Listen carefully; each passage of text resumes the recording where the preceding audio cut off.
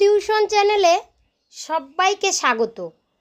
আজ 5ই সেপ্টেম্বর শিক্ষক দিবস উপলক্ষে 10টি বাক্যের মাধ্যমে একটি সংক্ষিপ্ত বক্তব্য তোমাদের সামনে তুলে ধরছি। আশা করছি আজকের এই বক্তব্যটি তোমাদের ভীষণ ভালো লাগবে। তো চলো শুরু করা যাক। নমস্কার।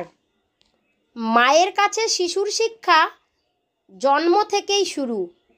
মায়ের পরে শিক্ষক হলেন অন্যতম গুরু।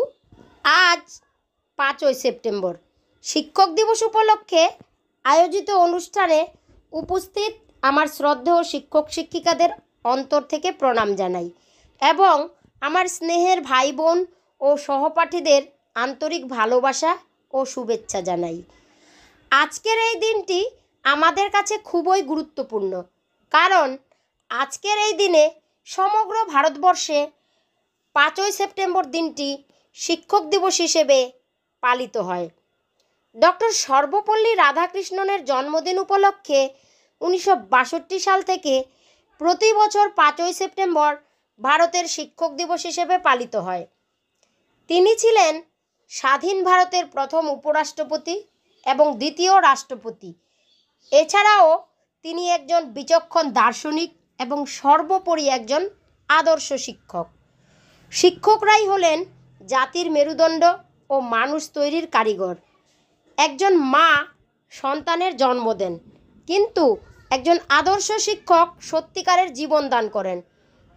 প্রকৃতপক্ষে একজন শিক্ষকই পারে সমাজের পরিবর্তন ঘটাতে। তাই শিক্ষকদের কাছে সমাজের প্রত্যাশা সবচেয়ে বেশি। বছরের 365 দিন থাকা সত্ত্বেও 5ই সেপ্টেম্বর দিনটিকে শিক্ষক দিবস হিসেবে বেছে নেওয়া হয়েছে সর্বপল্লী রাধাকৃষ্ণনের জন্মদিনকে কেন্দ্র করেই। প্রতিটা শিক্ষা প্রতিষ্ঠানে 5ই সেপ্টেম্বর এই দিনটি মহা আড়ম্বরের সাথে পালিত হয়। সকল শিক্ষার্থীদের উচিত শুধুমাত্র 5ই সেপ্টেম্বর এই নির্দিষ্ট দিনটিতে নয়, বছরের 365টা দিনই অন্তর থেকে সমস্ত শিক্ষকদের সম্মান ও শ্রদ্ধা করা।